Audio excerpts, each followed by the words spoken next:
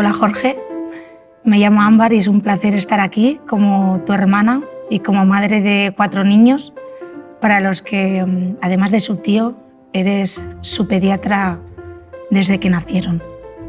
El honor es mío. Te voy a hacer la pregunta que nos hacemos muchísimos padres. Llevas décadas ejerciendo tu profesión. ¿Hemos cambiado mucho los padres de ahora con respecto a los de hace 30 años? Sí, se cambia. Es verdad que yo llevo ya en la profesión viendo pequeños hace ya 30 años, ¿no? Como decías tú. Ya he visto 2 tipos de padres. Una generación, la que para mí es la primera como padres, y la segunda generación. Hemos cambiado, digo hemos cambiado, me incluyo, ¿no?, en el grupo. ¿Por qué? Pues porque ahora tenemos un exceso de información. Ahora queremos todo para ayer. ¿Qué quiere decir esto? La información que ahora tenemos, hablo de los papás y mamás que me vienen a ver con 20 y muchos, 30 y pocos años, algunos ya con 40, tenemos tanta información, es un tsunami de información. Y cuando pasa este tsunami de información delante de un pediatra te deja una marejada, hablando en términos marítimos, ¿no? Y esta marejada, ¿qué son? Dudas. ¿Qué sucede con la primera generación? Que no había tanta información. Creo yo que escuchaban más al pediatra. No digo que ahora escuchen menos, pero que lo pueden llegar a poner en duda muchas veces, lo que podamos decir a la generación de ahora. La anterior, como digo, se dejaban guiar. Y yo creo que este es el mensaje que debe de quedar a los papás y a las mamás de ahora, el que se dejen guiar por un profesional, porque tanta información puede llegar a ser perjudicial. Al hilo de lo que comentas, los padres primerizos son los que más preguntas te hacen al llegar a su consulta, tienen muchísimas dudas. ¿Cuáles son las preguntas más frecuentes que te suelen hacer? Hablando un poco de las 2 generaciones de familias, ¿no? Hay algo en común con las dos, las 2 generaciones de padres y madres, que son la fiebre y el atragantamiento. Por razones obvias, ¿no? Explicamos, o yo al menos explico, que la fiebre no es tan mala. Es cierto que la fiebre te puede impedir o te impide comer bien y los niños dejar de beber, lo cual preocupa más. Que un niño no coma por fiebre no me preocupa, pero que deje de beber sí. Y el malestar que te da la fiebre. Pero la fiebre está ahí como una herramienta natural para aumentar la temperatura del cuerpo y atacar a los bichitos, ¿no? Como le explico yo a los niños en la consulta. Y el atragantamiento, por razones obvias, y más ahora que se utiliza más lo del baby led weaning, es un modo de introducir la alimentación complementaria, pues a trocitos, que el pequeño maneje el alimento, que no sea todo en puré. Entonces, en este sentido sí que hay preocupaciones por el atragantamiento. Y con la generación actual también se le da mucha importancia a las alergias. ¿Por qué? Porque ahora estamos viendo, y la sociedad lo sabe, vemos muchos niños asmáticos, vemos muchas más alergias que antes, vemos muchas más dermatitis atópicas, problemas de la piel, y esto es por la llamada teoría de la higiene. La naturaleza vuelve a ser sabia, ¿no? Y debido a intentar proteger tanto a los pequeños, que todo esté tan limpio, que no se manchen tanto, que no se tiren tanto al suelo, que no se suban tanto a los árboles, cosa que yo discrepo y apoyo todo esto que acabo de decir. Entonces, la teoría de la higiene ha hecho que la naturaleza nos lleve hacia otro tipo de enfermedades inflamatorias, como son estas, ¿no? Las enfermedades atópicas. Entonces, las alergias sí que es algo de lo que ahora se pregunta mucho, porque había la incidencia, es decir, el número de casos son mucho mayores ahora que antes. Entonces, con los de ahora, alergias en común, fiebre y atragantamiento.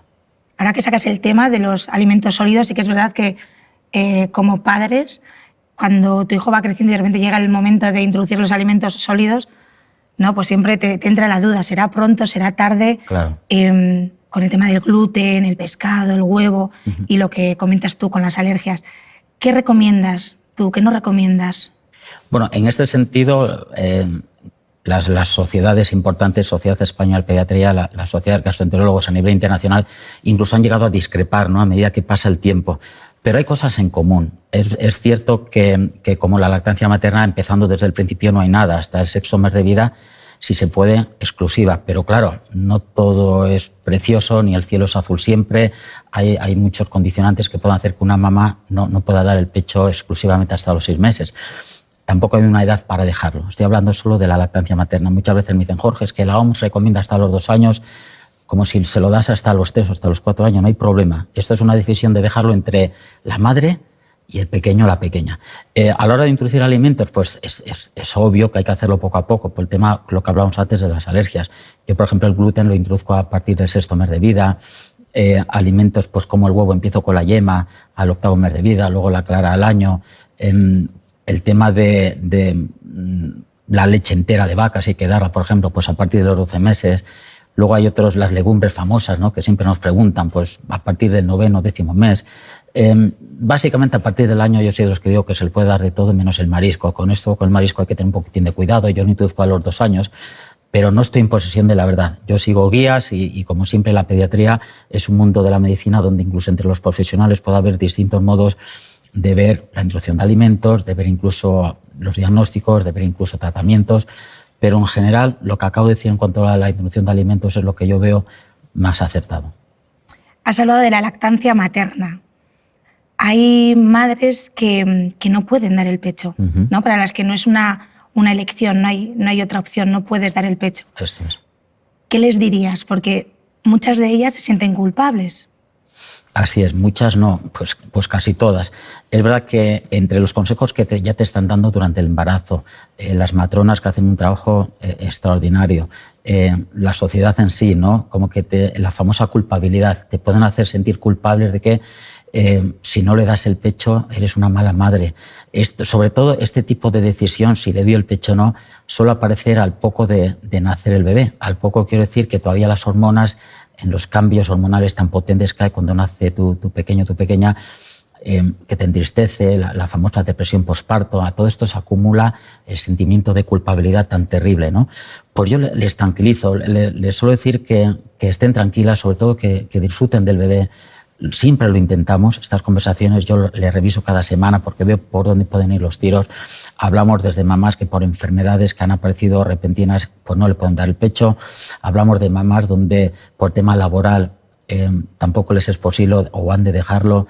Hablamos de madres donde simplemente les estresa o tienen mastitis de repetición. Estas son infecciones del pecho que les es extremadamente doloroso. Ven que el bebé no para de llorar porque se agarra, la madre se aparta, es decir, es complejo. Yo hablo siempre de abanicos, mis consejos son siempre en abanico, no sigo una línea recta. Y el abanico significa escuchar, es muy importante escuchar cómo está esa madre en casa, cuál es su situación social, laboral, incluso psiquiátrica o psicológica, ¿no? Que no es fácil.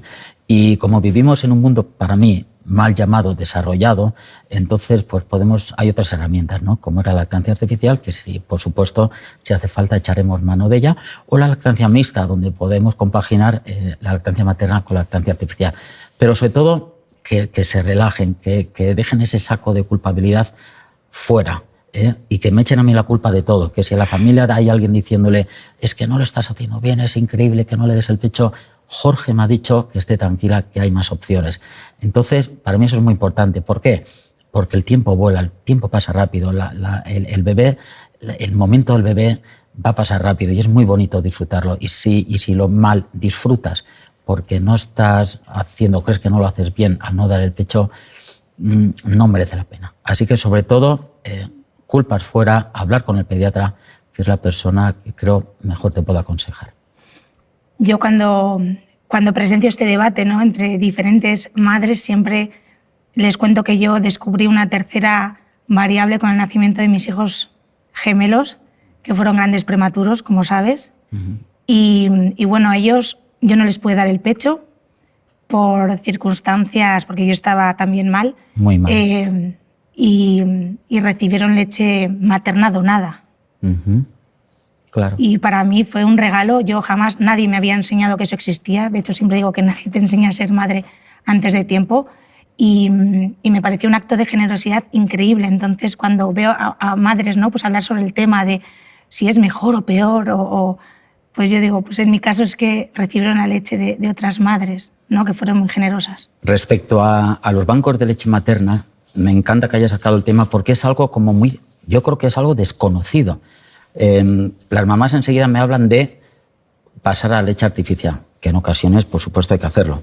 Pero el que se hable de bancos de leche materna, de que hables de generosidad, esa es la palabra. Son litros y litros y litros de leche materna que otras mamás se extraen con el trabajo que eso lleva para que bebés como mis sobris, tus hijos, puedan ser sacados adelante pues, con su sondita nasogástrica en el momento en que ya respiratoriamente está mejor y se les puede dar esta leche mágica por el tubo nasogástrico, ¿no? Entonces es algo que yo creo que se le debería dar más publicidad, ¿no? Así es. Y nosotros tenemos 2 claros ejemplos corriendo por casa. Has hablado antes de 2 generaciones y nos vamos a ir a las abuelas y cómo antiguamente curaban los cólicos con anís, con manzanillas. Sí. Ahora, bueno, la ciencia no recomienda tratarlos así. Cuéntanos un poco qué son los cólicos y cuál es su tratamiento, cómo tenemos que tratarlos. Pues mira, es verdad. A las abuelas, con mucho cariño, en este sentido tampoco hay que criticarlas, que no sé que no es una crítica, ¿no? En el sentido de que saben y han sabido mucho y han sacado familias numerosas adelante con pocos medios y con poca información, un poco lo que hablábamos antes, ¿no? Pero está claro que ahora ya los cólicos del lactante no hay que tratarlos con anís, porque si se abusó mucho del anís en mi generación, puede ser que algunos hayamos quedado como hemos quedado, ¿no? Pero bromas aparte, es cierto que la causa de los cólicos se desconoce. El cólico del lactante, que aparece entre cerca del mes de vida y se puede alargar, en los peores casos, hasta los 4 meses, que ya no continúan, sí es cierto que es muy incómodo para los padres y, por supuesto, para el bebé. Todos sabemos que son estos llantos intensos al final del día, que no los puedes reconfortar, que por mucho que los pases, que los cojas, lloran desesperadamente. Vamos, que no, como que no hay solución. Y claro que hay solución.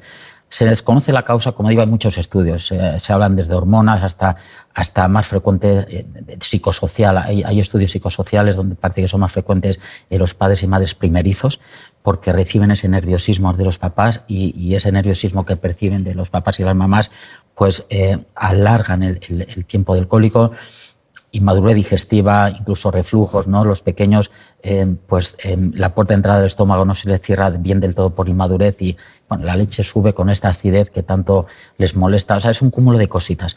Y el tratamiento, aparte de saber escuchar a los padres, insisto, la empatía entre el médico y entre el médico y la familia, entre el pediatra y la familia, es terapéutica, aparte de saber escuchar a estos papás que te vienen tan preocupados en la revisión del mes de vida con el pequeño, es explicarles que esto va a pasar, decirles que hay varios modos. Están pues la medicina homeopática, por ejemplo. Hay casos en pediatría que funcionan muy bien. Yo de hecho, por supuesto que utilizo la medicina actual, tradicional, la de siempre. Si hay que dar un antibiótico lo voy a dar, si hay que dar un antitérmico lo voy a dar, pero en ocasiones, por ejemplo, con los cólicos a mí me funciona muy bien lo que es la medicina homeopática. También va muy bien la fisioterapia, la osteopatía. Son masajitos donde un buen profesional, con masajitos que enseñan a la familia en la barriguita del pequeño, incluso a nivel cervical, les va a ayudar. Un consejo muy importante que doy es que si de los 2, papá y la mamá, o las 2 mamás y los 2 papás, uno de ellos se pone muy nervioso con el llanto, aconsejar que se vaya a dar una vueltecita, no pasa nada, que el que más aguante, que se quede con el pequeño. Esto ayuda mucho. A nivel de posibles intolerancias al principio, si ves que no mejoran, pues hay que valorar a ver si resulta que tiene alguna intolerancia a la proteína de la leche de vaca, y aunque se le dé leche materna, sí es cierto que si la mamá toma leche, la proteína de la leche que la mamá está tomando puede pasar por su leche materna al bebé. Si es leche artificial, hay unas leches preparadas, hidrolizadas, para que no le moleste tanto a la barriguita. Pero, insisto, es tranquilidad. Los probióticos son muy importantes también, se me olvidaba. Hay muchos probióticos en el mercado, demuestran su eficacia en el cólico del lactante, y sobre todo dejar el mensaje a las familias de que es totalmente benigno, que no hay un problema serio detrás y que les preocupa mucho, que insisten, que siempre acudan al pediatra, que estamos ahí pues para tranquilizarles, para valorar al pequeño, y con el paso del tiempo se darán cuenta de que son benignos, de que no hay que echar mano del anís, que hay otras terapias y que al final, ojalá en la vida de este pequeño, cuando vaya creciendo, todo hubieran sido los problemas del cólico del lactante. Lo que es cierto es que cuando un bebé llora desconsoladamente, ¿no? Pues al final, como padres, nos preocupamos. No nos puede decir qué le pasa, dónde le duele. Es difícil interpretar esos llantos. De hecho, hay niños que llegan hasta a desmayarse por llorar mucho. Entonces, como padres, ¿cómo podemos distinguir ese llanto por algo grave de una llamada de atención que pueda tener un niño? Cuando hablas de que pueden llorar hasta desmayarse, creo que me estás hablando de los famosos espasmos del sollozo. Es una palabra médica que los papás empiezan a conocerlo cuando sus pequeños comienzan a hacerlo. El espasmo del sollozo es una situación de los peques donde se puede empezar a ver a partir de los 10 meses de edad hasta los 2 años, es lo más frecuente. Algunos pueden alargarse en el tiempo hacia los 3-4 años de edad, donde ya es casi imposible que suceda. ¿En qué consiste? Pues que el pequeño o la pequeña se da un golpe o un susto repentino, o incluso en el momento de la vacunación, ¿no? Y este dolor repentino hace que lloren y como que ya no cogen aire, ¿no? Incluso pueden llegar a cambiarles el color de los labios, tornarse un poco azulado, incluso desmayarse. Imagínate si esto sucede en casa después de un golpe, ¿no? De nuevo, volvemos a la tranquilidad hacia los padres. Esto es totalmente benigno. Incluso si llegan a desmayarse porque no pueden respirar, se van a recuperar bien, no va a haber una falta de oxígeno en el cerebro, no va a traer consecuencias neurológicas a corto o medio plazo. Lo que sí que es verdad que los niños y las pequeñas son, iba a utilizar un taco, ¿no? Pero son muy malotes, o muy cabritos, ¿no? En el sentido de que pueden llegar a manejar esto, saber que con los 2 años de edad es cuando empiezan las rabietas famosas, ¿no? Cuando realmente si quieren algo pueden llorar intensamente hasta conseguirlo. Y estos niños ya con 2 años, 2 años y medio llegan a aprender el modo de desmayarse ellos voluntariamente. ¿Qué quiero decir con esto? Que hay que saber, en este sentido, hay que saber educar a este pequeño, que los padres no le consientan todo porque va a acabar llorando, incluso va a acabar desmayándose por su propia cuenta. Entonces, estos padres, tanto si se desmayan como si no, tienen que, el entorno que cuida a este pequeño, la guardería, los abuelos, los tíos, los vecinos que van a estar, que sepan que pueden llegar a hacer esto para conseguir algo. Hay un momento en la vida de estos niños que fisiológicamente, de modo natural, por mucho que intenten desmayarse, no lo van a conseguir. Las arterias empiezan a ensancharse, las venas también, y entonces, por mucha rabieta que se cojan, ven que ya dejan de conseguir lo que buscan. Creo que te referías a esto. Una llantina, pues ahí volvemos a la educación. Es muy complicado de educar. Para mí es la peor parte. Está el tema médico de unos padres como primerizos que son, pero luego el tema educativo para mí es todavía más complejo porque se alarga hasta bien avanzada, creo yo, la adolescencia. Y en este sentido, sí que por mucho que cojan llantinas, como dices, ¿no? Por mucho que cojan rabietas o por mucho que lleguen a tener espasmos del sollozo, que incluso de modo voluntario puedan perder el conocimiento, hay que ser estrictos, creo yo, ¿no? Y saber siempre llevar, no como se hacía antes, pero ni como ahora, que creo que se sobreprotege mucho a los niños demasiado, pues que dejar a los pequeños a que aprendan lo que es la aceptación, ¿no? Que no van a conseguir todo de modo tan fácil y hay que saber aceptar un no. La palabra aceptación a los adultos nos cuesta mucho y a las últimas generaciones creo que más. Aceptar significa pues, que si pierdes el autobús, acepta que lo has perdido, no te rayes y esperas al siguiente autobús. O si pierdes un avión, no te preocupes, ya habrá otro o ya habrá otro modo de volar, ¿no? Y los jóvenes de ahora creo que se les está dando todo demasiado fácil. Hablo desde ya de la edad preescolar. Y esto va a llevar a que puede que, siguiendo este camino, formemos adultos caprichosos. Y yo creo que esto es lo que no es conveniente. Si un adulto llega a ser caprichoso es porque quizá cuando era pequeño no le enseñaron la palabra aceptación. ¿Con la fiebre puede pasar algo parecido? Cuando se tiene una fiebre muy alta en claro. Niños pequeños. Sí, porque en tu casa ha sucedido. Sí, lo pasé y ya se está explicando y me ha recordado. Sí, el me tema parece interesante. Sí, me estás preguntando sobre las famosas convulsiones febriles.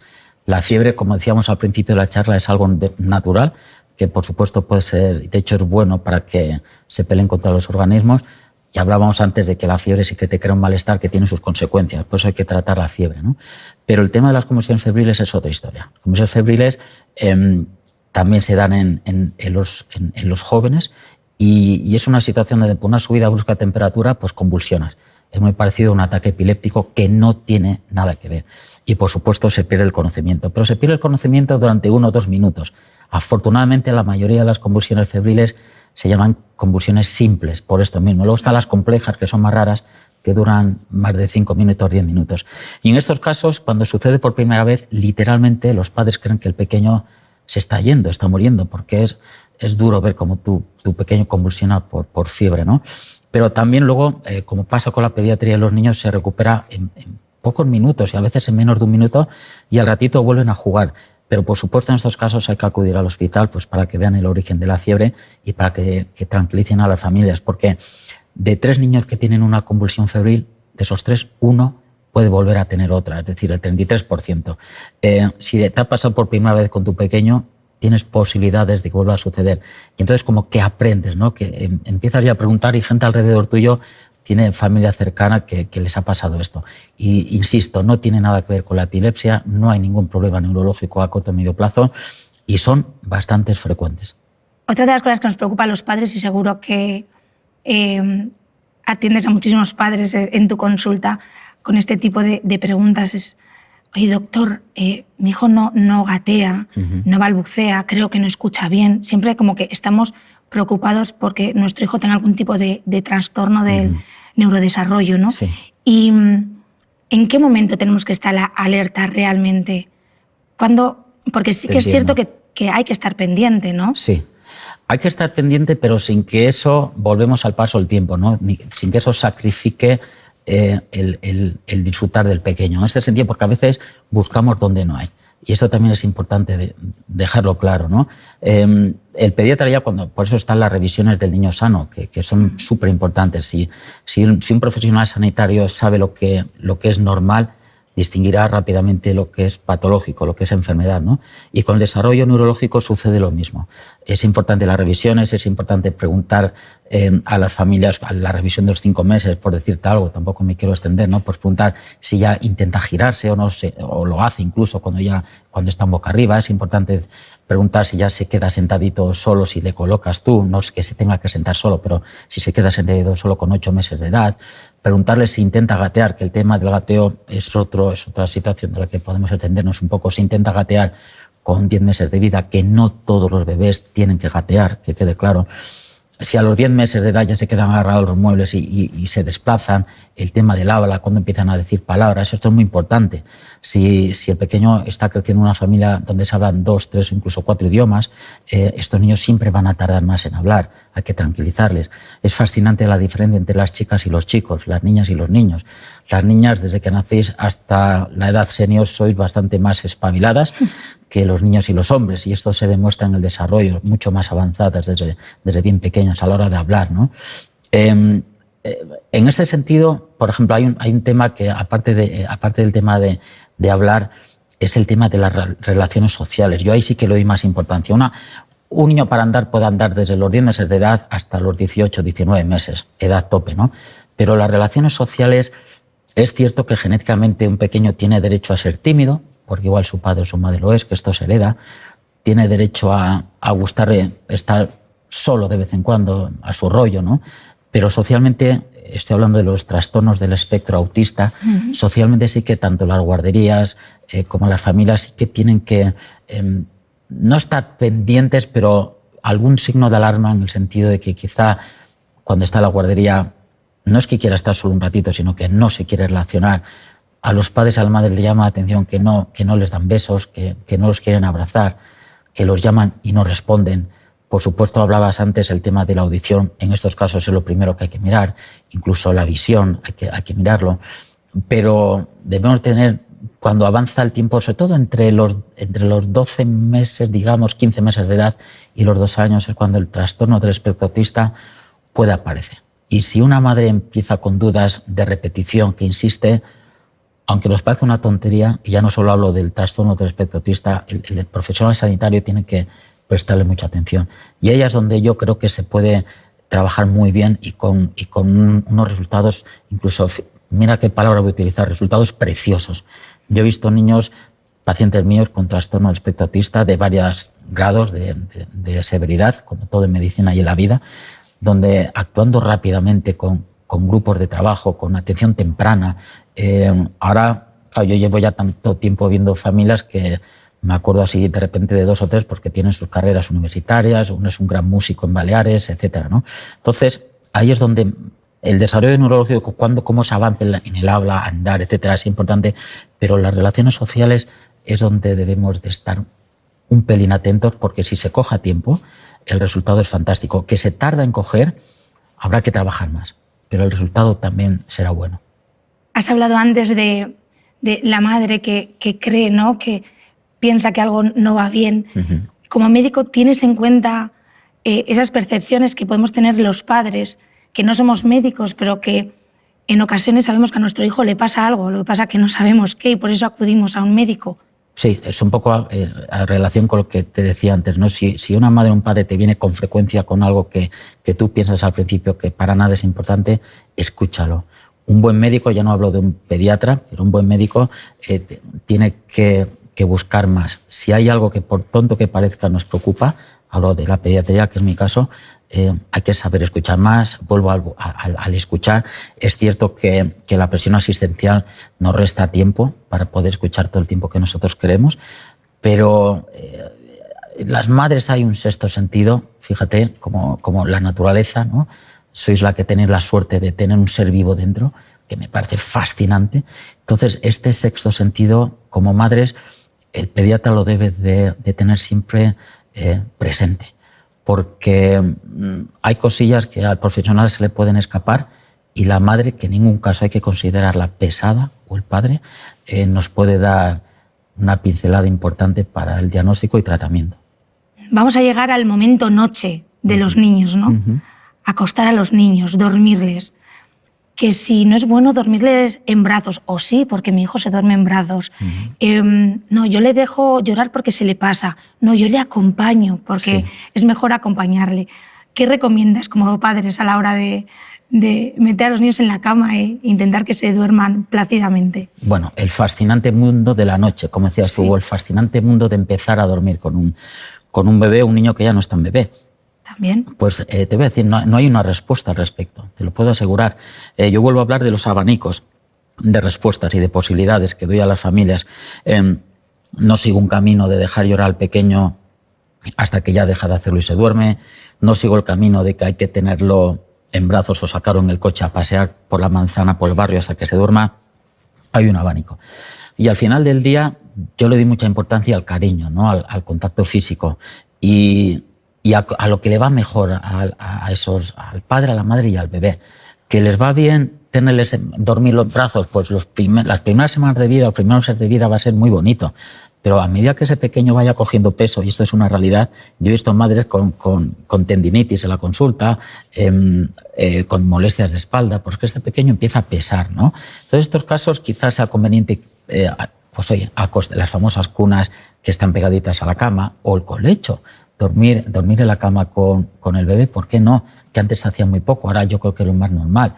Sobre todo con la lactancia materna, tener a tu pequeño al lado, es verdad que a medida que crece el pequeño y con cerca de 2 años de edad te sigue pidiendo el pecho y sigue durmiendo en la cama, pues hay poco a poco quizá haya que pasar a ese niño o esa niña a su habitación si tienen la suerte de tener otra habitación en casa, ¿no? Entonces, realmente no hay una respuesta, es cuestión de disfrutar del momento de que, eso sí, disfrutar, que no se cree un momento de estrés porque no es bueno para nadie. Tampoco es bueno que se queden dormidos, es un ejemplo claro, pues viendo la tele o que al niño le tengas una tablet para que se duerma, eso para nada es bueno, todo lo contrario, estimula el sistema nervioso, los inputs neuronales y ese niño tardará muchísimo en dormirse porque está su cerebro a tope porque está viendo dibujos, eso no. Pero sí es verdad que en un ambiente calmado, tranquilo, si la mamá o el papá quieren estar con ellos en la cama hasta que se duerman, si lo quieren dormir en brazos, adelante. Como empiecen a meterlo en el coche para dar vueltas al barrio, lo pueden hacer, pero los niños son muy listos, el chantaje emocional son expertos en manejarlo y se os puede complicar el tema de empezar a dormir si lo hacemos así. Pero hay muchas fórmulas para empezar a dormir, yo creo que todas son buenas, incluso cuando se despiertan en mitad de la noche, pues lo puedes pasar a tu cama si quieres, o puedes quedarte un ratito con él si tienen otra habitación, o turnarse, o a veces incluso la leche, ¿no? ¿Por qué no ponerla otra vez al pecho? Y si no toma el pecho algún biberón en mitad de la noche, nunca va a ir mal. Ya el tiempo pasa rápido y son situaciones que no nos debe de quedar sentimiento de que lo estamos haciendo mal, porque nadie tiene una respuesta, y lo he dicho desde el principio del tema de la noche. Hay muchas teorías, yo creo que todas son buenas siempre y cuando se amolden a tu situación familiar, que esto siempre es importante. El pediatra no solo cuida a los niños, debe de cuidar a la familia y pues conocer bien el entorno de este niño. ¿Qué opinas sobre las posturas, sobre las posiciones del bebé? ¿No? Porque hay una temporada, durante una época, se dijo, no, mejor de lado, no, luego otra, boca arriba, boca abajo, ¿no? Hablamos de la muerte súbita, los ahogamientos, nos preocupa mucho a los padres. Pues mira, clásicamente hasta hace no mucho, lo que decías, ¿no? Se aconsejaba que durmieran boca abajo, pero se vio que había un mayor aumento de la llamada muerte súbita del lactante, que tanto... Ahora menos, es decir que ahora menos, pero que tanta ansiedad crea, por razones obvias, en los padres, ¿no? Es la muerte repentina de un bebé. Entonces se vio que, bueno, entre otras cosas, por supuesto, cuando la madre fuma, por supuesto, la lactancia materna ha demostrado que disminuye la incidencia de muerte súbita del lactante. Entonces, entre otras cosas, estaba el dormir boca abajo. Entonces se pasó a que durmieran boca arriba o de costado, que es un poco lo que se recomienda ahora. En principio lo recomiendan hasta el año de edad, pero yo soy de los que cuando un bebé ya empieza a tener fuerza para levantar la cabeza o girarla si se mete en líos, igual porque está sobreabrigado, que esa es otra cosa que no debemos tapar tanto a los pequeños. Entonces, sobre el cuarto o quinto mes de vida ya son capaces, por supuesto, de, si están en apuros, pues moverse o desplazar el objeto, que suele ser una mantita o una sábana, lo que le molesta. Porque se vio que al estar boca abajo no tenían maniobra de acción y se formaba pues con la sabanita sobreprotegido, sobreabrigado, pues una cámara del aire expirado que al final no les venía bien y puede ser una de las causas de este fallecimiento repentino. Pero volvemos a lo de siempre. Esto hay estudios, va cambiando, igual que lo de la introducción de la alimentación complementaria, pues ha ido variando. Pero en principio mi respuesta es esta, ¿no? Al principio que intenten que esté de costado. Jorge, es que nos es casi imposible que esté de costado, pues puede estar boca arriba, no pasa nada. Jorge, si regurgita y vomita y se atraganta, pues no se va a atragantar. En un niño sano, no. ¿Por qué? Por el llamado reflejo de apnea. Si vomitara, pues enseguida se cierra la epiglotis, que es un cartílago que tenemos para que no se vaya el alimento o lo que regurgita hacia los pulmones, llorará y no se va a meter en lío. Otra cosa es si desafortunadamente tuvieran un hijo con parálisis cerebral, donde no tienen este reflejo, y sí es cierto que hay que andar con mucho más cuidado. Pero boca arriba, de costado, si están cómodos, y cuando va pasando el tiempo volvemos a la posición de abajo, cuando están boca abajo, si el pequeño está acostumbrado a dormir boca abajo porque le gusta, porque no hay forma de cambiarle de postura, hay una edad donde se le tranquiliza a los padres diciendo que lo hagan, que no va a pasar nada, ¿no? Volvemos a la tranquilidad, de transmitir esto. Es cierto que la muerte súbita del lactante crea ansiedad, pero para eso está el profesional, ¿no? Para explicar, oye, qué edad tiene el pequeño, cómo se comporta, ya empieza a girarse con 5 meses. Jorge, si quiere dormir boca abajo, pues déjale dormir boca abajo, que no pasará nada. Jorge, tú desarrollas tu profesión aquí en España, pero tus límites no están ahí. Llega un momento que haces las maletas y decides ir a ayudar a familias que lo necesitan al Chad. Cuéntanos cómo fue esa decisión y qué te llevó a ir al Chad por primera vez. Pues yo empecé con estas andaduras hace ya 10 años. Vino a visitarme a la consulta donde yo trabajaba en Palma de Mallorca, Sor Magdalena Rivas, es una religiosa de la Orden de las Combonianas, que en aquel entonces vivía en la República del Chad. Me vino a visitar por otro tema y al final yo vi que era un momento en mi vida donde desde bien pequeño quería hacer otro tipo de labor, ¿no? Había llegado el momento donde estaba dispuesto a hacerlo y fui a visitarla. El impacto allí fue emocional, en mi primer viaje fue brutal, fue una sacudida a mi cerebro. Yo no estaba acostumbrado a tanta mortalidad infantil, perdíamos en torno a 2 o 3 niños al día, nada más llegar sin dejar las maletas ya teníamos que correr porque perdíamos a un peque. Y claro, la falta de medios, la falta de infraestructura, ver que ese pequeño donde yo trabajaba hubiera salido adelante, me hizo valorar todo mucho más, me hizo regresar, no como si hubiera sido un viaje puntual en mi vida del que sacaría cosas positivas o no, sino que tenía que arrancar lo que es ahora una realidad, que es una ONG, Ayuda al Chad. Has hablado de los recursos, los medios allí son muy escasos. Háblanos del Hospital Sant Joseph, que es donde tú trabajabas. Pues mira, el Hospital Sant Joseph, que está en Bebellá, al sur de la República del Chad, nosotros, es verdad que es un lugar muy conflictivo, llevamos de hecho 2 años sin ir porque, bueno, asesinaron al presidente no hace mucho y ahora no es el momento para ir. También llegamos a ir en situaciones políticas complicadas, pero al final lo hicimos. Y el Hospital Sant Joseph, como digo, está a unas 10 horas en coche de distancia desde Yamena que es la capital de la República del Chad, hasta Bebellá, que es donde está este hospital.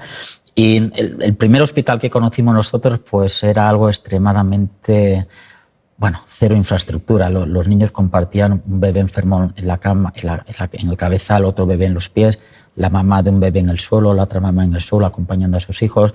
Las mosquiteras estaban rotas, es decir, allí se convive con la malaria, con el SIDA. Las habitaciones, bueno, te puedes imaginar cómo era aquello. Las cámaras existen para grabar imágenes, las grabadoras para grabar sonidos, pero no hay ninguna máquina para grabar olores. Al final, en un hospital donde no hay medios ni recursos, hay muchas veces que solo puedes acompañar a las familias en ese momento. Yo me acuerdo de Brunel. ¿Te acuerdas de él? Sí, señora. Brunel es una historia muy dura, pero sí es verdad que gracias a Brunel pues se dio a conocer Ayuda al Chat, ¿no?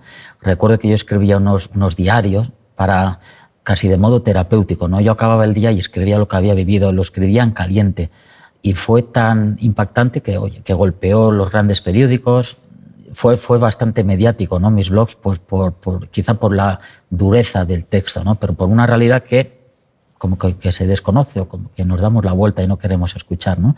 Y de ahí también surgió El infierno más bonito que conozco, que es un libro benéfico que terminamos la 3ª edición y todo lo recaudado fue para esta gente y es verdad que con las fotos del gran Pep Bonet, fotoreportero de renombre internacional mallorquín, que me acompañó en unos viajes, pues pudimos dar a conocer lo que era el Hospital Saint Joseph, ¿no? Que me preguntabas. La historia de Brunel, como que hubo un antes y un después, ¿no? Siempre, en alguna ocasión he dicho que a nadie se le olvida cuando ve morir a un niño por hambre, si eres testigo directo, pues hay un antes y un después a ese momento. Brunel fue también otro de estos pequeños, ¿no? Que lo perdimos, donde el hambre, por supuesto, tuvo mucho que ver. Brunel se nos presentó al hospital con temperaturas que no le bajaban. La familia nos decían que llevaban ya 10 días no podían medir temperaturas porque no tienen termómetros, pero sí es cierto que el niño ardía, que dejó de comer, dejó de beber y llegó con unas lesiones en la piel que yo en mi vida había visto. Tenía heridas por todo, por todo. ¿De dónde venían estas heridas, ¿no? ¿Por qué las tenía? Este pequeño, después de sacarle fotos y preguntar a expertos de medicina tropical aquí en España qué podía ser, nos hablaron que era la enfermedad de monkeypox. Es parecida a chickenpox, que significa varicela. En inglés, monkeypox es una enfermedad que se transmite por mordedura de mono o entre personas, donde el pequeño, pues aparte de fiebre muy elevada, malestar brutal, tenía estas lesiones en la piel. ¿Qué sucedió? Que aparece en escena el chamán. El chamán es una persona que estando allí, si vienes de fuera, hay que saber respetar, no compartes nada, viniendo de donde yo vengo, con la medicina que ellos utilizan tradicional, nada o casi nada puedes compartir porque muchas veces hacen más mal que bien. En este caso, pues utilizó ungüentos para intentar curar la piel de este pequeño, creando todavía una infección generalizada. ¿Recuerdan sus heridas? Sí, las heridas. Hay fotografías donde me acuerdo que Reina Lladó, una gran compañera mía pediatra, intentaba limpiarle en una bañerita. Las curaba. Con soluciones yodadas, ¿no? Para quitar o evitar esta infección tan brutal. Y recuerdo algo, nunca se me olvidará. La doctora Lladó es experta en nutrición, se puso ella misma a hacer unas papillas hipercalóricas, hiperproteicas, y ella misma con una cucharita y mucha paciencia le iba dando de comer a los pequeños. Y en un momento yo estaba por los pasillos del primer hospital, del que estaba en esas condiciones tan malas, y me viene literalmente llorando y dice: Jorge, tienes que venir a ver a Brunel porque esto yo nunca lo he visto. Y fui a verle y literalmente le salían al pequeño gusanitos en la cara, como tenía túneles. Estos gusanitos excavaban dentro de la piel pequeños túneles y en una de estas le aparece el gusanito pues, por el moflete del pequeño, ¿no? Esto, claro, es impactante para alguien que viene de fuera como nosotros. Y esto era un signo importante de la gravedad. Este pequeño, el dolor suyo era terrible debido a estas excavaciones que hacían los gusanos, no solo por la cara, sino por todo su cuerpo. Desafortunadamente, o quizá afortunadamente para Brunel, al día siguiente de esto tuvo lo que se llama en medicina una invaginación intestinal. Es como cuando un telescopio lo abres y lo cierras o te quitas los guantes de cocina que se quedan dentro, los intestinos pueden hacer lo mismo. Esto se da aquí también. Es como una obstrucción intestinal y aquí teniendo medios, pues lo que haríamos aquí en estos casos es, en un hospital donde hay una UCI pediátrica, se pone aire por el recto o un enema en forma de líquido para desatascarlo con una imagen de radiografía correcta, hacer un diagnóstico correcto con una ecografía, es decir, necesitan medios. Allí teníamos un ecógrafo súper antiguo, el pequeño empezó a vomitar y con el ecógrafo súper antiguo hay una imagen característica que se llama imagen en donut, donde cuando lo ves sabes lo que es. Pero allí no teníamos medios para hacer nada, para desatascarle. Y nuestro pequeño se fue pues por esta invaginación intestinal que en otro lugar no hubiera sucedido. Y ya desde el principio no hubiera estado en ese estado en el que estaba, ¿no? Con estas heridas en la piel, etc. Digo esto porque para nosotros fue algo súper duro vivir lo de Brunel y fue muy impactante. De hecho, ese capítulo del diario igual me salió de mi corazón todo y de mi alma cuando escribía, que llegó, como digo, a ser el origen de un cuento benéfico, que lo escribió Mabel García, que me acuerdo cómo quedé con ella aquí en Madrid, lo leyó y quería hacer un cuento, dio el origen a las entrevistas, etcétera, y dio origen a grandes ayudas que después, cuando hicimos el evento aquí en Madrid, fue un poco el origen de poder hacer la parte nueva de pediatría, ¿no? Todo suma, los diarios, los medios de comunicación que siempre nos han ayudado mucho, la gente, el cariño, la generosidad y ver cómo, pues oye, abrir un poquitín los ojos, porque ahora creo que vivimos una sociedad donde las ventanas de nuestras casas son como espejos, ¿no? Solo nos miramos hacia adentro. Yo creo que deberíamos de tener nuestras casas cristales, no espejos, para tener una visión más universal de cómo pueden estar otras personas. Yo recuerdo que en ese viaje yo además estaba de parto, nació mi segundo hijo, que más se llama Bruno y no sé por qué. Es increíble. Me acuerdo de Brunel. Y recuerdo que yo estaba en la habitación del hospital y tú mandabas fotos donde las madres daban a luz en una mesa de un despacho, sí, claro, donde el paritorio eran unos hierros mal colocados y en el medio había un cubo donde no se sabía si el niño venía era vivo o sin vida. Claro, los partos allí son complicados, pero ten en cuenta que son embarazos no controlados. Allí te tocan hacer y recuerdo en una de estas que allí utilizan mucho las motos, las tipo un ciclomotor, pero lo utiliza toda una familia. Allí ves, la gente que ha viajado por estos lugares sabe que la imagen de 4 personas en un ciclomotor y la cabra delante, aparte de las 4 personas, es bastante común ver esto. Pues llegó una mamá embarazada de trillizos, donde su pareja, el papá de estos trillizos, había bebido mucho y como que se habían caído en el camino al hospital varias veces por el nivel de alcoholemia del papá y del conductor del ciclomotor. Y claro, eran trillizos, no se conocía la edad gestacional de estos trillizos porque no había ningún control y nos dimos cuenta que eran trillizos pues cuando nacían, cuando veías que después de uno salía otro y luego salía otro. Desafortunadamente los 3 fallecieron, uno duró 2 o 3 días. ¿Por qué? Pues porque no hay incubadoras, eran prematuros, allí no hay bancos de leche materna y estos se nos fueron. Hablando de incubadoras, en nuestro último viaje hace 2 años había una incubadora que era de museo, pero ahí estaba, daba calor al pequeño que teníamos ingresado, un poco de aporte de oxígeno con una botella de oxígeno que tenía incorporada, pero una maldita noche, digo maldita porque se nos fue la luz. Y allí, si se va la luz, se va. Entonces, ¿qué sucedió? Que yo no me enteré que se había ido la luz por la noche, tampoco te llaman, porque están como acostumbrados a que esto suceda, y por la mañana cuando íbamos a pasar planta y a ver nuestro bebé, me encontré la incubadora vacía, porque claro, al irse la luz se acabó el aporte de calor, el aporte de oxígeno al pequeño, y se fue porque el niño nos dejó el bebé porque se fue la luz. Entonces, esto nos da mucha idea de, volvemos a la aceptación, ¿no? Es decir, el cabreo que te puedes, ¿no? Que fue lo que me pasó a mí, pero que a la vez en la otra balanza, en un lado está el cabreo y en el otro lado dice, bueno, es que esto es lo que hay, ¿no? Y hay que saber aceptarlo. Así que de estos lugares, la gente como yo, que ha tenido la gran suerte de ir, y si no han ido se lo recomiendo, aprendes a amar más la vida, ¿no? Aprendes a ser muy agradecido. Aprendes a decir te quiero mucho más de lo que normalmente la gente lo dice, ¿no? Abrazarse mucho más. Y lo digo así porque es así, es eso de las cosas que yo aprendí, ¿no? Te das cuenta que lo tenemos todo y que nos quejamos por nada. Cuando tengo la suerte de hablar ante chavales en los institutos o más jovencitos en colegios, les digo que ellos tienen la suerte de pertenecer al 1% de la población infanto-juvenil que lo tienen todo. Y cuando son jóvenes les explico que de 100 niños de vuestra edad, chicos, de 100 niños que tienen 10 años, solo uno lo tiene todo y sois vosotros, ¿no? Y ese mensaje se les queda. Porque los otros 99 niños que no están en ese grupo, muchísimos no tienen nada.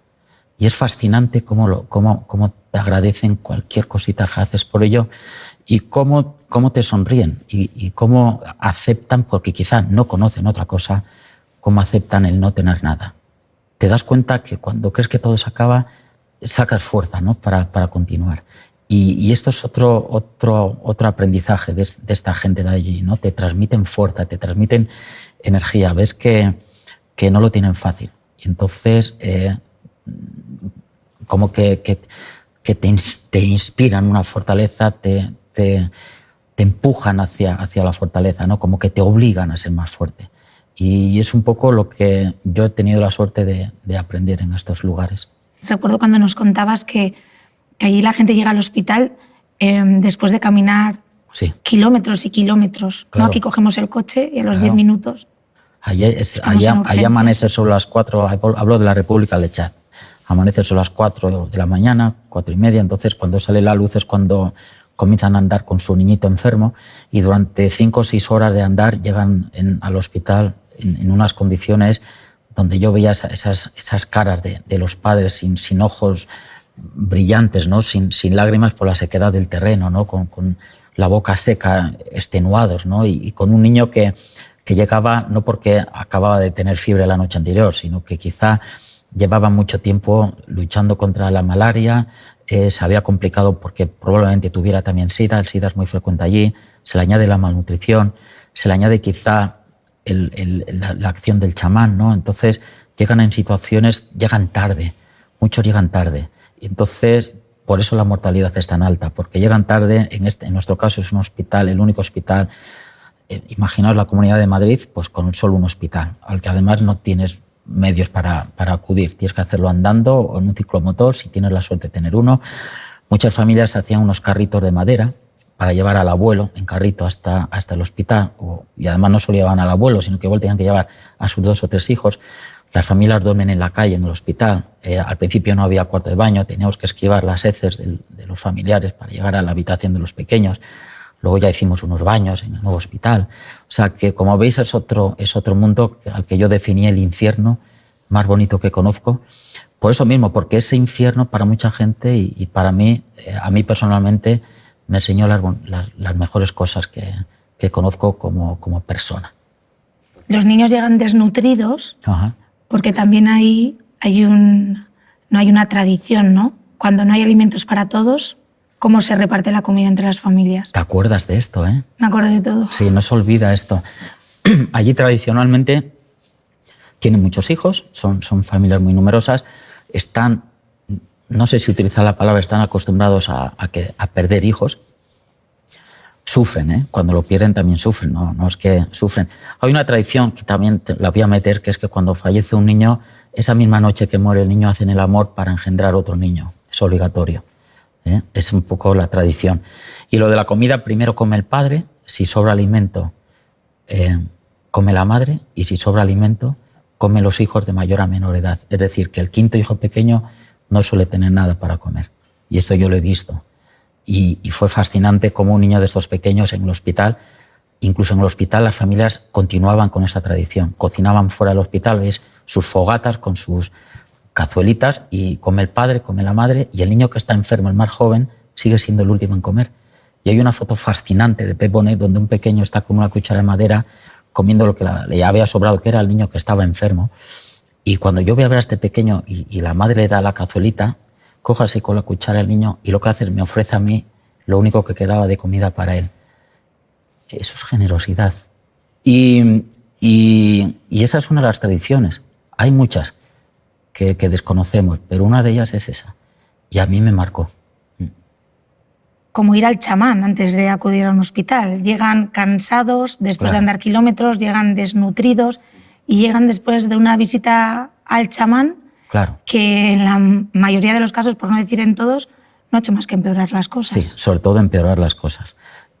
Tuvimos la suerte de conocer a uno, tuve la suerte, Pep Bonet ha sido, creo que de momento nadie ha entrevistado a un chamán en el chat. En la República del Chat es un lugar donde las cámaras están prohibidas, las tienes que pasar medio como si estuvieras haciendo contrabando con algo, por eso Pep Bonet me quiso acompañar, porque de su equipo de NOR, que son unos super fotoreporteros, nadie había ido allí, y fuimos, un viaje muy complicado, pero conseguimos llevar el material allí, y así fue, pudimos grabar al chamán. Las respuestas que salen en el documental del infierno más bonito que conozco eran casi aterradoras, como él estaba convencido de que él tenía razón y nosotros no, en su medicina. Y volvemos a lo de siempre, ¿no? Cuando vas a estos lugares no tienes que ir con la idea de ser un colonizador, ni mucho menos. Yo respeto mucho las tradiciones, respeto mucho las culturas, y tienes que ir con sumo respeto. Otra cosa es que compartas o no lo que escuchas, ¿no? Y la entrevista con el chamán fue dura, porque esta persona en particular sabíamos nosotros que era la causa de, no sé si es la palabra exacta, igual estoy metiéndome en algún jardín, ¿no? Pero un peso potente en por qué muchos niños se perdían, ¿no? Por no hacer las cosas. Ya sé que tienen pocos medios, pero al menos la medicina natural, que existe y es muy buena, la medicina china es excepcional, entre otras medicinas naturales y tradicionales, pero haciendo buen uso de ella. Y este hombre no lo hacía. Entonces, eso complicaba un poco la salud de sus vecinos. Háblanos de los niños serpiente. Los niños serpiente, hablo de la zona esta, del sur de la República del Chad. Allí los niños tienen que ayudar a las familias rápido, ¿no? En cuanto pueden andar ya les van a poner a hacer algo, ¿no? O aunque sea recoger ramas para hacer una fogata, o acompañar a los hermanos mayores a pescar. Pero cuando un niño ya va creciendo, y mira, podemos tocar el tema del neurodesarrollo, ahí, por ejemplo, no saben lo que es un niño con síndrome de Down. Yo aquí tengo grandes amigos con síndrome de Down que han ido hacia adelante, trabajan, son unos cachondos y se hacen querer mucho, pero allí no saben lo que es un niño con síndrome de Down.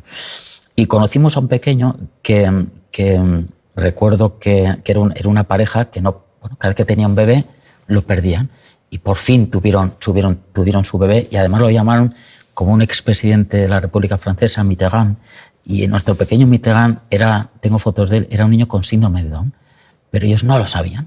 Y claro, cuando lo vimos ingresado, porque venía con malaria también, venía con neumonía, problemas respiratorios, ahí nos dimos cuenta que era un síndrome de Down. Ni se lo dijimos a los padres porque no lo iban a entender. ¿Qué pasa? Que este pequeño con síndrome de Down, que cuando yo le conocí tenía 1 añito de edad, o año y medio, al año siguiente, ya como notaron algo en este pequeño, yo pregunté por Mitterrand, porque era de la zona. Oye, ¿cómo está el peque Mitterrand? Me dijeron que había pasado a ser un niño serpiente. Esto os lo cuento porque es real, lo he visto yo, y respondiendo a tu pregunta. En esa zona, cuando un pequeño ya no sirve para la familia, o bien porque está muy enfermo, o porque, como Mitterrand, no iba a poder hacer nada, porque estaba allí. Aquí, en nuestro país, los chavales y niñas con síndrome de Down hacen grandes cosas, pero allí no, porque no hay medios. Entonces, se convierte en un niño serpiente. ¿Qué significa esto? Que la abuela de la tribu, la mujer más senior, le da de beber su orina para empezar, y después de beber la orina se llevó a Mitterrand a una zona de juncos aislada, muy extensa, superpoblada de serpientes, y dejan ahí el niño y vuelve sin el pequeño. Entonces ya las serpientes se encargan de hacer el resto. Esto es un niño serpiente, y esto es verdad, y esto existe, y esto lo he vivido yo. Entonces, claro, te sacude el alma, te sacude la cabeza y te cambia como persona. No sé si para bien o para mal, pero a mí me cambió. Y después de haber vivido esto, después de haber visto todo lo que tú has visto allí, ¿crees que hay esperanza allí para estas personas, para estas familias? Sí, te voy a decir que sí, porque mucha gente me lo ha preguntado, mucha gente me decía, Jorge, ¿por qué vais? Allí mueren todos. Pues no es verdad, no mueren todos. Si con los pocos medios que tienes un niño consigue, porque la frase salvar vidas me parece muy arrogante, nunca la he utilizado, ni me gusta escucharla, ¿no? Nadie es quien para salvar vidas, pero es que puedes ayudar a que continúen. Claro que hay esperanzas. ¿Por qué? Porque si hay un pequeño consigues no perderlo con los pocos medios que puedas tener, este pequeño crecerá, está ya la llamada selección natural de la especie. En estos lugares, cuando llegas a los 5 años de edad, ya has conseguido pasar una barrera importante que te va a permitir llegar a la adolescencia. Allí físicamente los chadianos son estatuas, son perfectos, son fuertes, porque la selección natural de la especie se lo ha permitido. Digo esto porque si al final conseguimos que un pequeño no se vaya, este pequeño crece y tendrá familia casi seguro. Y si tiene 5 o 6 hijos, estos 5 o 6 hijos volverán a tener otros 5 o 6 hijos. Es decir, que con una gotita has hecho un mar, como decía Santa Teresa de Jesús, ¿no? El mar está hecho por gotas. Entonces nunca hay que desistir, nunca hay que perder la esperanza. Y ya no solo en estos lugares, en nuestro día a día, ¿no? Si tienes un sueño, persíguelo. Si te dicen que es imposible conseguirlo, respeta lo que escuchas, pero eso te debe de dar más fuerza, ¿no? Por eso cuando a mí me decían no vayas porque aparte que os ponéis en peligro, poco vais a hacer, eso me daba más fuerza, a mí y a nuestro equipo. Así que ese es un poco el mensaje. Siempre hay esperanza. Y para terminar, ¿qué te ha enseñado el chat? ¿Qué has aprendido? ¿Qué te llevas? Pues mira, yo creo que creo que lo hemos estado hablando, ¿no? Desde el momento que hemos tocado África, ¿no? Que por cierto lo llaman el corazón seco de África, al chat lo llaman así. Me quedo con la humildad de las personas, ¿no? No me encuentro con gente arrogante. Yo creo que la pobreza extrema te lleva a no ser arrogante. Me quedo con la generosidad, sobre todo con la generosidad. Y el ejemplo muy claro os lo he contado con el pequeño que solo tenía una cucharada para él estando enfermo y me la ofrece a mí. Eso es magnífico, eso es grandioso, eso es imperial, ¿no? Y me quedo sobre todo con el amor, ¿no? Con la falta de amor que creo yo en nuestro día a día nos lleva como que a dejar un poquitín apartado, ¿no? Yo sé que están sucediendo y suceden muchas cosas en nuestra sociedad, como digo yo, mal llamada desarrollada, pero allí hay mucho amor y se transmite. A pesar de vivir en las condiciones en las que viven, la familia sigue siendo la familia y el amor hay que respetarlo. Y de hecho el amor es terapéutico. Pues muchísimas gracias. Gracias por enseñarnos tanto. Gracias por haber perseguido tu sueño. Yo sé que desde pequeño, con 5 años, decías que querías ser mediquito. Gracias por haber acompañado a tantos padres. Gracias por haberme acompañado a mí. Yo he crecido como madre teniendo la suerte de tenerte cerca. Y gracias porque no paramos de aprender contigo y hoy ha sido una muestra de ello. Bueno, gracias, hermana. Muchas gracias a ti por la entrevista. Yo sí que aprendo de ti y espero que nuestra charla tan familiar ayude a la gente, como la gente nos ayuda a nosotros. Muchas gracias.